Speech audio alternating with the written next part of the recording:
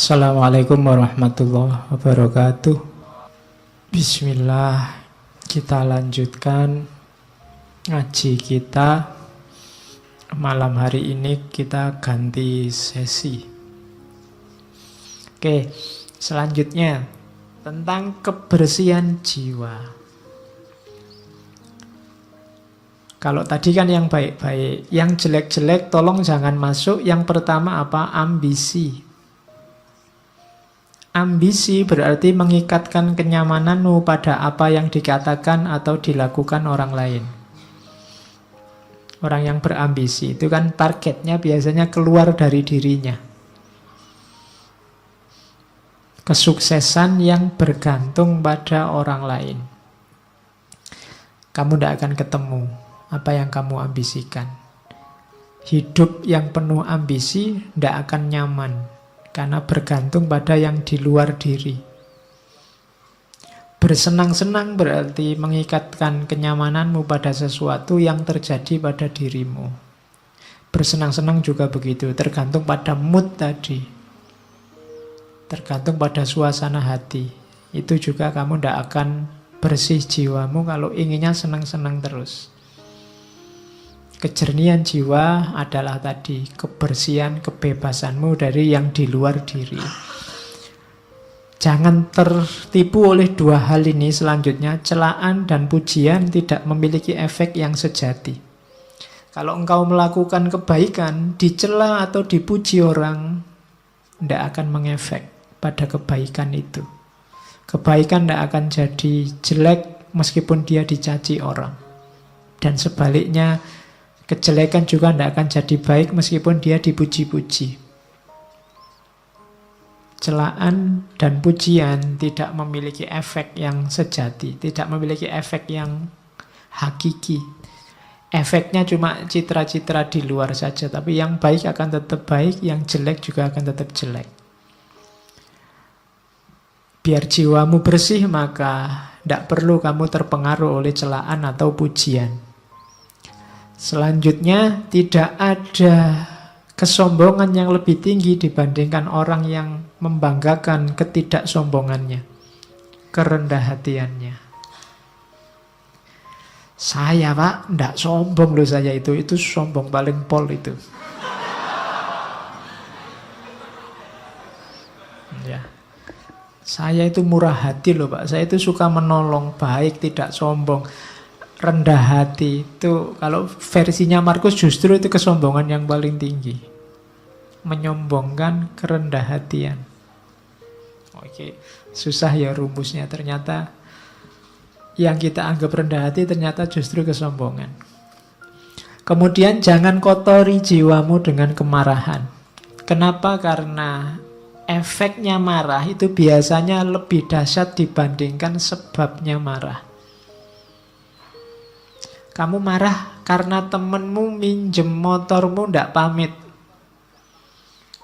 Kemarahanmu kamu ungkapkan dalam bentuk apa? Itu biasanya efek dari kemarahan ini lebih dahsyat daripada sekedar motormu tadi nggak bisa kamu pakai karena dipinjam sebentar. Jadi hati-hati dengan kemarahan. Makanya ketika kamu tiba-tiba dilanda kemarahan, karena dapat tunjuknya dari hadis itu, kalau kamu pas berdiri, duduklah. Kalau pas duduk, ya berbaringlah. Maksudnya apa? Jangan melakukan apa-apa dulu, karena kamu sedang gelap. Karena efeknya nanti pasti akan kamu sesali.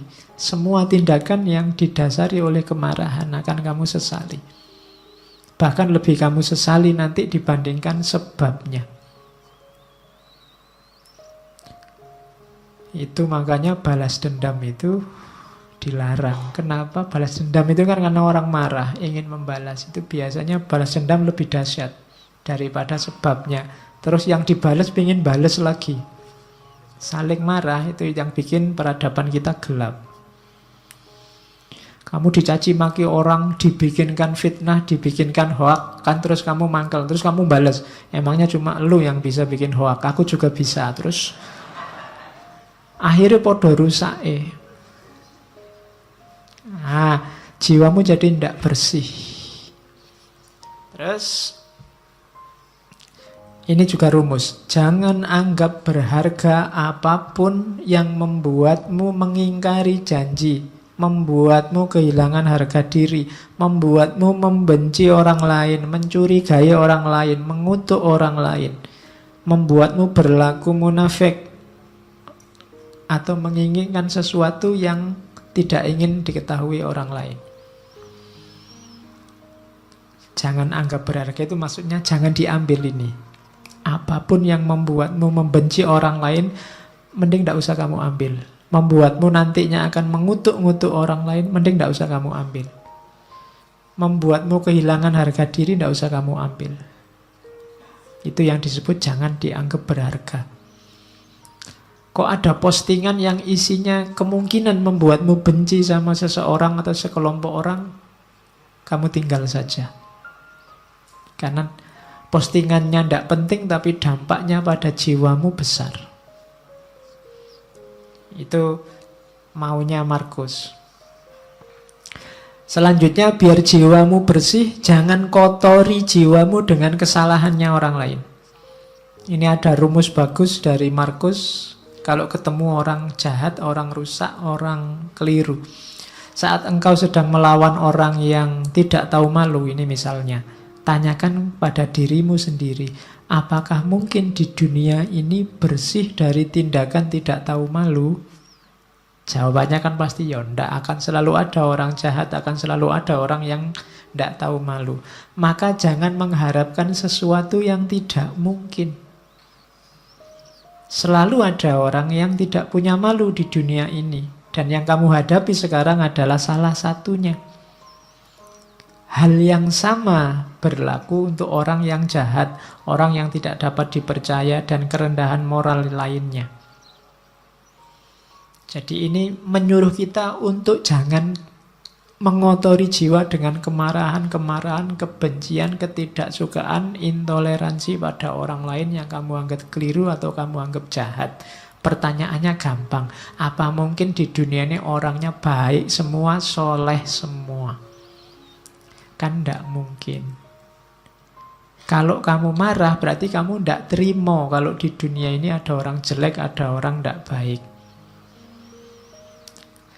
Kalau kamu tidak terima berarti kamu sedang melakukan sesuatu yang tidak masuk akal. Karena kamu menuntut sesuatu yang tidak mungkin terpenuhi. Akan selalu ada orang jelek, orang jahat. Maka ngapain kamu mengotori dirimu gara-gara itu? Ada orang jahat, ya monggo, memang hidup ini ada yang baik, ada yang jahat. Tapi jangan kejahatannya dia membuatmu juga jadi jahat. Kejelekannya dia membuatmu juga jadi jelek. Hari ini banyak begitu, karena grup sana maki-maki, kamu juga maki-maki. Karena grup sana kemarin menggorengi isu, sekarang ada isu baru, saatnya kita balas menggorengi isu. Sama saja, itu berarti jiwa kita sama-sama kotor.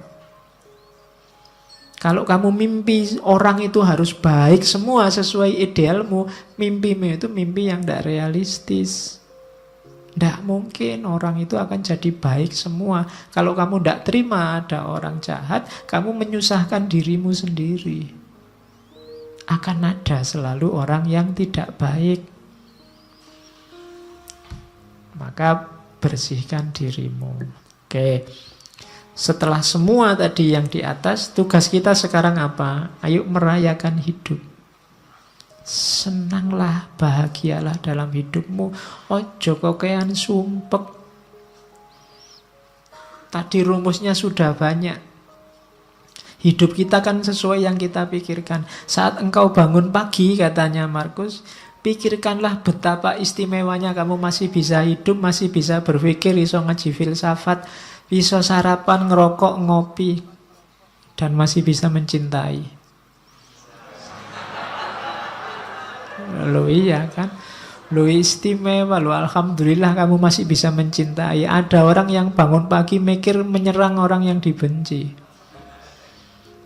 Kamu masih bisa cinta sama siapa, masih bisa say hello, masih bisa bilang miss you, masih bisa bilang sudah tidur apa belum, masih bisa bilang bersyukurlah. Ya kan? Setiap kali bangun tidur bersyukurlah. Kenapa? Masih diberi kesempatan hidup lagi. Tidak ada jaminan loh begitu kamu tidur terus bisa bangun. Kamu sendiri kan tidak bisa mengatur dirimu biar pokoknya besok saya harus bangun. Tidak bisa. Ternyata bangun atau tidak tergantung dirimu. Maka bersyukurlah. Begitu bangun kamu masih bisa sadar, masih bisa mikir, itu kenikmatan luar biasa. Bersyukurlah. Masih bisa menikmati hidup, masih bisa minum, makan. Yang lain mungkin sudah dilarang makan ini, dilarang makan itu, kamu masih bebas, bersyukurlah. Paling tidak kamu masih bisa mencintai seseorang. Rayakanlah hidupmu. Wajahmu jangan kayak wajah orang susah terus. Ya, hidup kita ini menyenangkan kok. Oke. Terimalah segala sesuatu yang diikat oleh takdirmu. Cintailah orang-orang yang ditakdirkan bersamamu dan lakukan dengan sepenuh hatimu. Hidupmu akan nyaman. Dapat apa saja diterima, dinikmati. Makan di angkringan, dinikmati, ya enak. Ada yang neraktir di restoran, alhamdulillah ya lumayan enak. Semuanya enak, mana sih yang tidak enak, apalagi kalau ditraktir. Jadi bersama siapapun dinikmati, tidak usah milih-milih teman. Yo, setiap orang punya karakter, punya gayanya sendiri. Tapi kan ada yang jahat, Pak. Ya, jahat silahkan jahat, tapi kan tidak mengotori jiwamu. Karena kalau kamu saya pinginnya teman itu baik semua, Pak, sama saya peduli semua, itu mimpi, tidak mungkin. Ya kan? Kalau dihitung teman yang peduli sama kamu sama yang cuek, insya Allah lebih banyak yang cuek. Loh, tapi kalau ketemu senyum itu basa-basi. Ya, setiap orang disibukkan nomor satu dengan hidupnya sendiri masing-masing. Jadi rayakanlah hidupmu, jangan terlalu sumpek. Jangan memimpikan apa yang tidak engkau miliki. Namun akuilah anugerah atas apa yang engkau miliki, lalu bersyukurlah. Sambil mengingat, tulisannya salah itu. Sambil mengingat betapa engkau akan sangat memimpikan apa yang kau miliki sekarang kalau engkau tidak memilikinya. Kamu pegang HP, syukurilah. Tidak usah mimpi pegang HP yang lebih mahal dengan kualitas lebih baik. Kamu punyanya HP ini, mikirnya dibalik. Seandainya HP kayak gini saja aku ndak punya, aku mesti mati-matian ingin beli HP yang kayak gini. Itu loh. Punya pacar kok ndak terlalu cakep. Mikirnya juga begitu. Kalau kamu mikir, kalau nyari yang lebih cakep lah, kamu mimpi. Mikirnya dibalik.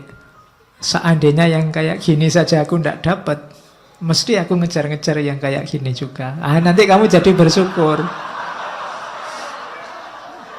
Gitu loh. Iya, mikirnya dibalik. Itu membuat kamu bersyukur. Kuliah dapat nilai C misalnya. C kan batas minimal kamu lulus. Itu kan, waduh kok enggak dapat A ya. Wah, itu kamu akan sumpek. Kenapa? Kamu mimpi yang kamu enggak punya.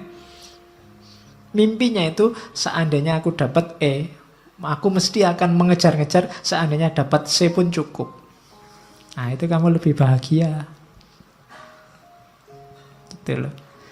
Makan kok cuma dengan tempe saja, tidak ada yang lain. Nah, itu mikirnya kamu jangan ayam. Tapi mikirnya seandainya adanya cuma nasi, mungkin ada tempe satu aja aku sudah senang. Itu jadinya kamu bersyukur punya tempe itu. Itu caranya merayakan hidup. Kalau tidak begitu, kamu akan sumpek terus. Dan ingatlah bahwa engkau memiliki kuasa untuk mengistirahatkan dirimu kapanpun engkau inginkan. Kamu supirnya, kamu penguasanya hidupmu. Mau jalan, ayo jalan. Mau istirahat, istirahat.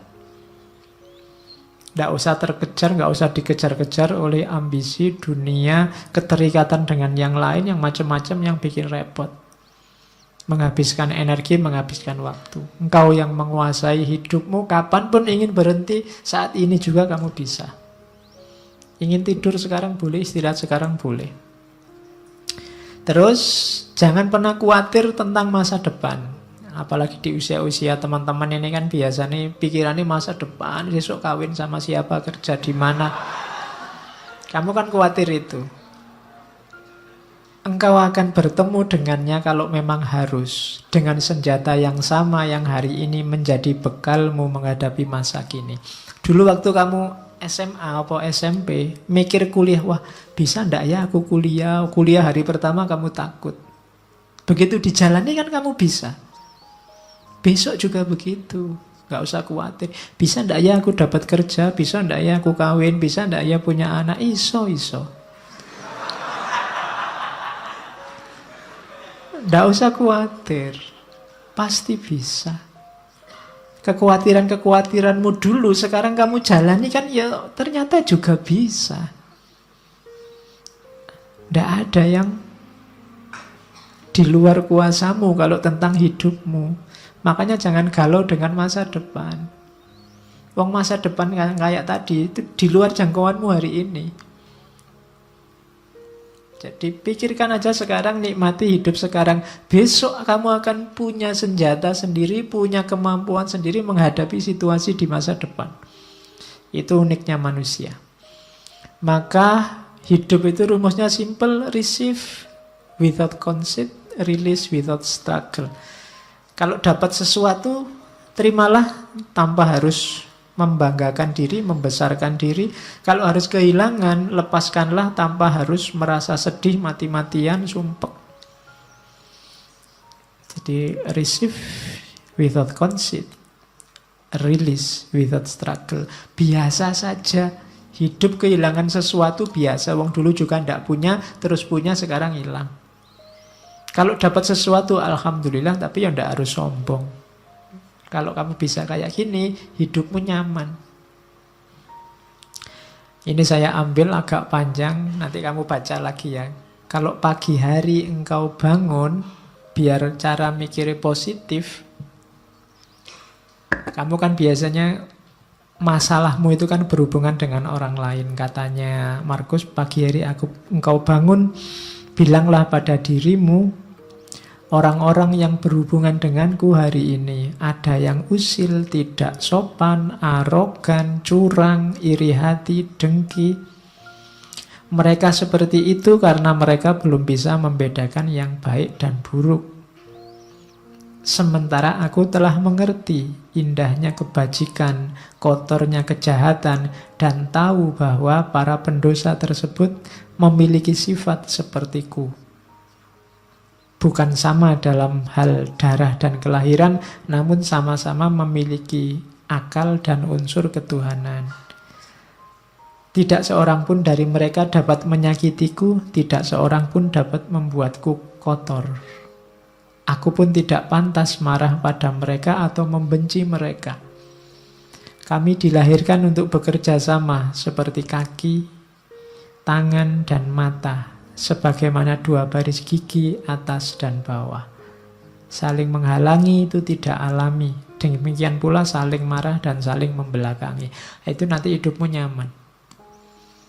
Akan ketemu orang yang bikin kamu mangkel, bikin kamu jengkel, bikin kamu benci, pasti. Tapi ingatlah bahwa mungkin kejelekan yang mereka lakukan itu karena mereka tidak sadar. Sementara kamu sekarang sadar.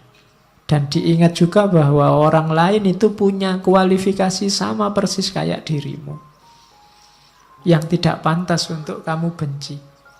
Dan jangan takut, mereka tidak akan bisa membuatmu kotor kalau kamu sendiri tidak mengotori jiwamu. Nah, ini nanti kamu jadi mantap.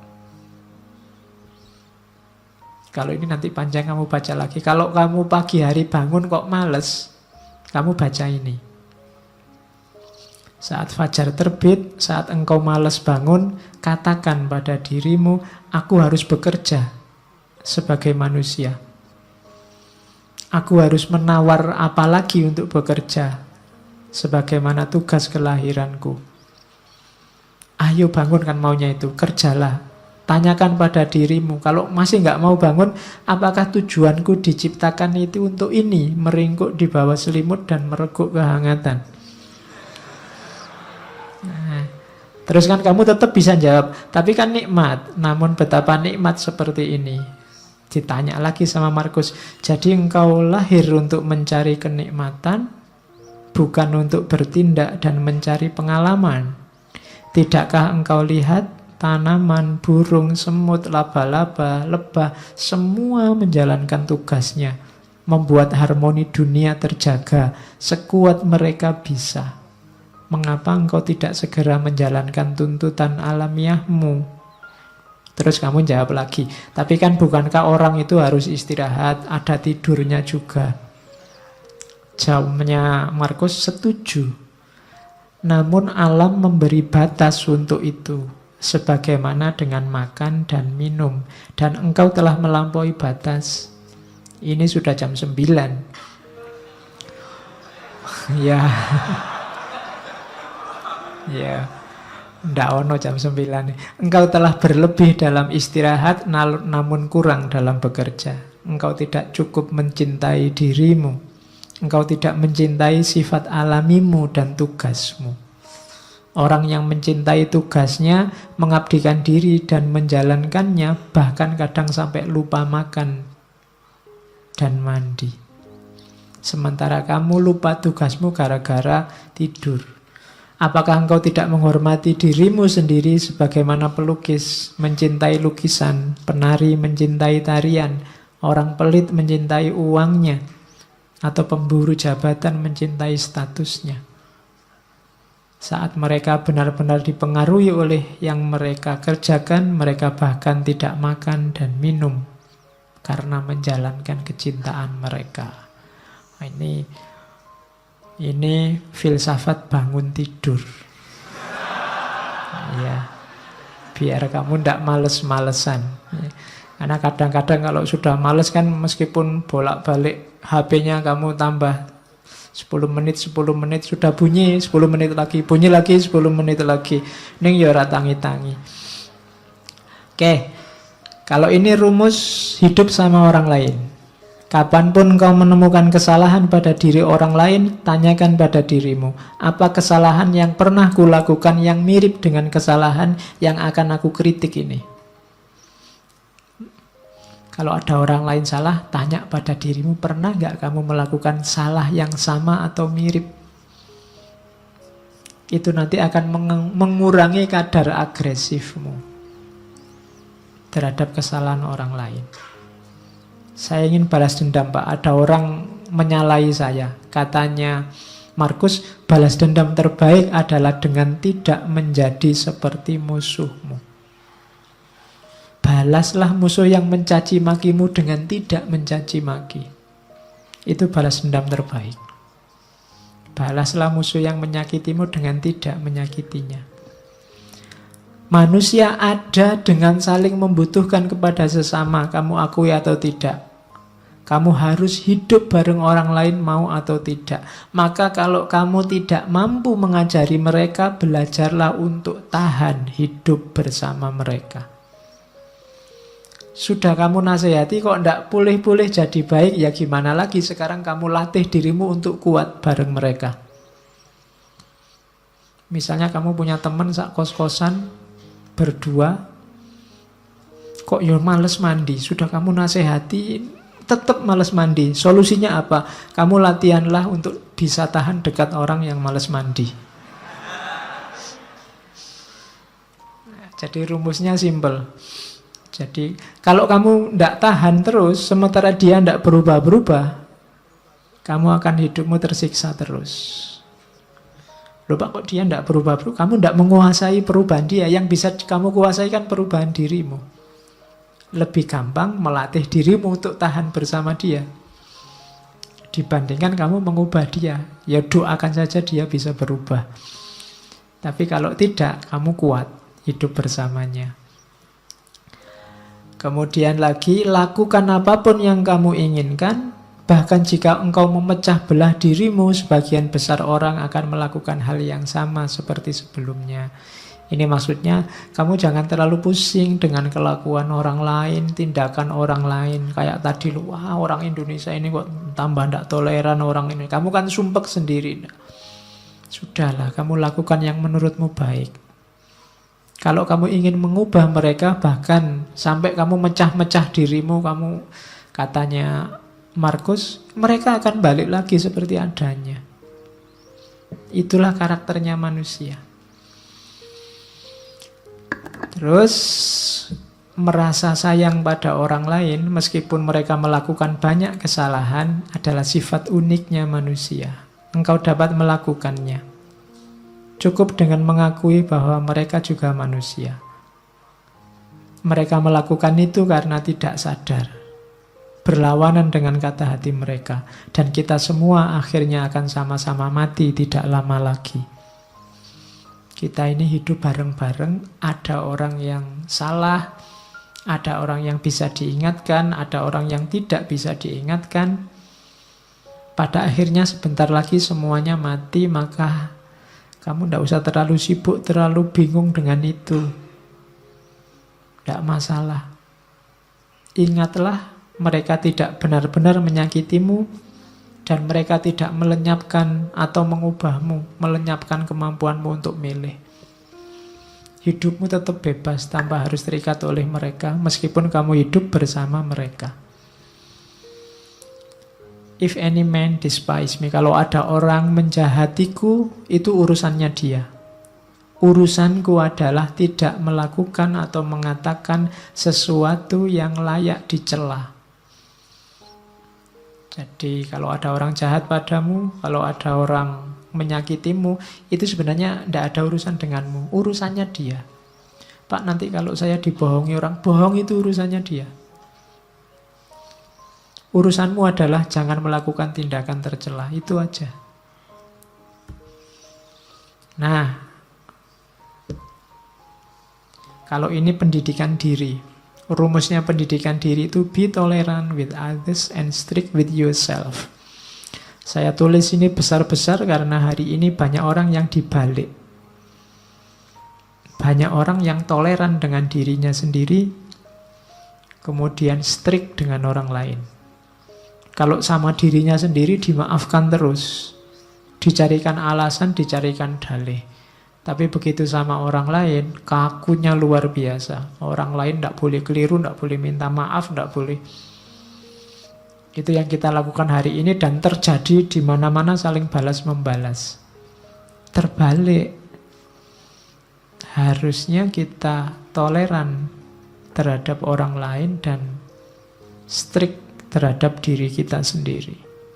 Jangan dibalik. Nah, ini rumusnya. Aku sering heran kenapa orang mencintai dirinya lebih dari semua orang yang lain, namun ia kurang menghargai pandangannya sendiri tentang dirinya dibandingkan pandangan orang lain. Ini nasihat sebenarnya untuk kamu jangan mudah terpengaruh oleh orang lain. Jangan mudah terpengaruh oleh komentarnya orang, pandangannya orang terhadap dirimu. Kamu punya jati diri sendiri, tidak apa-apa. Orang ngomong apa aja, tidak usah terpengaruh. Logikanya orang itu lebih mencintai dirinya sendiri. Berarti apa? Lebih dengarkanlah pandanganmu sendiri. Jangan mudah tertipu oleh orang lain. Apapun yang dilakukan atau dikatakan orang, aku harus tetap menjadi Zamrud dan mempertahankan warnaku. Ini urusannya jati diri. Hidup sama orang lain, ya, toleran, ya, tapi jati diri jangan hilang. Kamu punya identitas sendiri. Terus nasihatnya Markus, ya, awas ya, kamu jangan merendahkan dirimu sendiri. Teruslah rendahkan dirimu, wahai jiwa, maka segera peluangmu untuk mendapat kehormatan akan lenyap. Lama-lama identitasmu hilang dan kamu tidak akan dihargai orang. Setiap orang punya satu kehidupan. Milikmu sudah hampir habis gara-gara kamu singkirkan terus, kamu sisihkan terus identitasmu. Dan engkau tidak memperlakukan dirimu sendiri secara hormat, engkau malah mempercayakan kebahagiaanmu pada jiwa-jiwa yang lain. Ini tuntunan untuk kita tegas pada diri sendiri. Oke. Saya bawa quote terakhir, engkau selalu memiliki pilihan untuk tidak berpendapat. Ini nasihat untuk kita hari ini ya. Tidak ada yang nyuruh kamu tiap hari posting, tiap hari bikin status, tiap hari ngomentari statusnya orang lain. Engkau selalu memiliki pilihan untuk tidak berpendapat. Tidak berpendapat itu sah. Tidak perlu selalu susah payah atau membebani jiwamu dengan segala sesuatu yang tak dapat engkau kuasai. Hal-hal tersebut tidak membutuhkanmu untuk menilainya. Tidak usah gaya dikit-dikit. Menurut saya, tokoh itu ngapain? Emangnya komentarmu yang mendengar siapa? Hal tersebut tidak butuh penilaianmu. Ngapain kamu capek-capek? Engkau punya pilihan untuk tidak usah berpendapat. Leave them alone.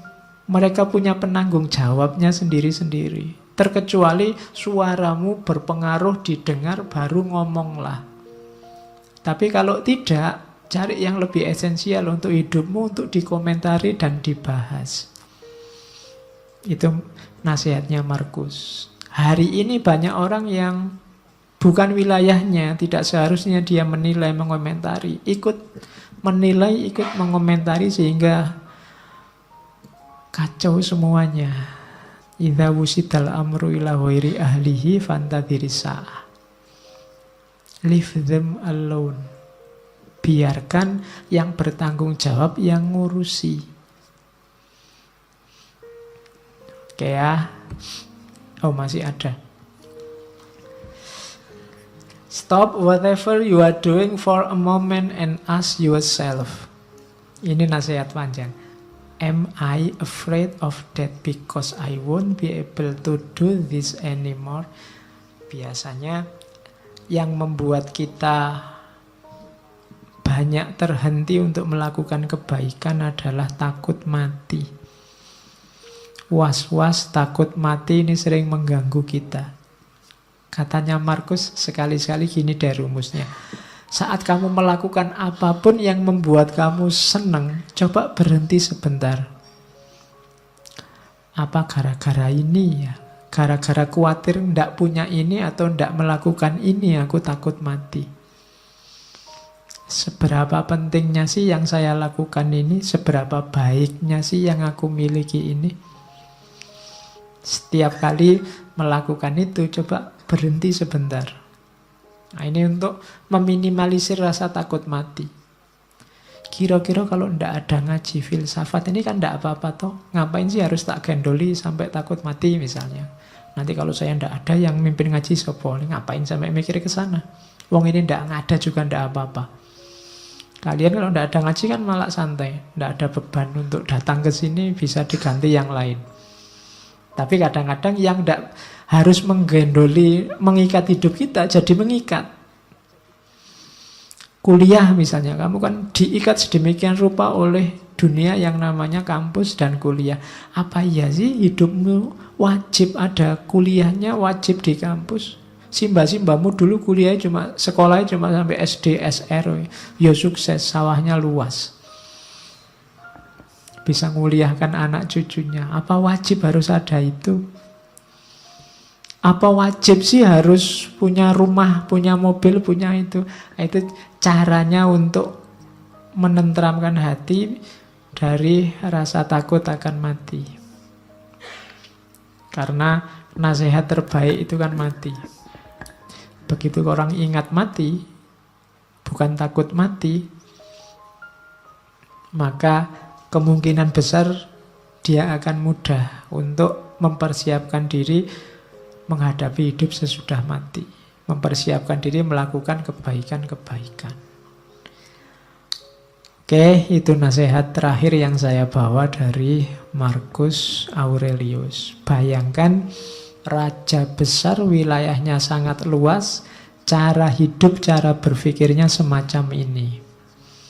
Maka dia jadi raja yang sangat tangguh, terkenal kesabaran dan ketabahannya. Dan dia sukses, meskipun banyak pemberontakan, banyak bencana, mengalami kepahitan hidup yang luar biasa.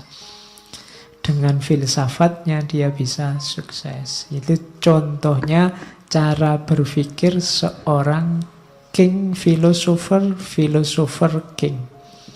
Raja filosof, filosof yang raja. Oke, saya kira itu untuk malam hari ini. Minggu depan kita masuk Islam. Ketemu, masuk dunia Islam maksudnya, bukan masuk Islam. Ya, ketemu dengan Umar bin Abdul Aziz. Kita juga punya jago banyak, tidak cuma Marcus Aurelius. Kita lihat minggu depan seperti apa contoh-contoh hidup yang filosofis dari seorang Umar bin Abdul Aziz. Oke, saya akhiri sekian. Kurang lebihnya mohon maaf. Wallahul muwafiq. Wallahu a'lam bissawab. Wassalamualaikum warahmatullahi wabarakatuh.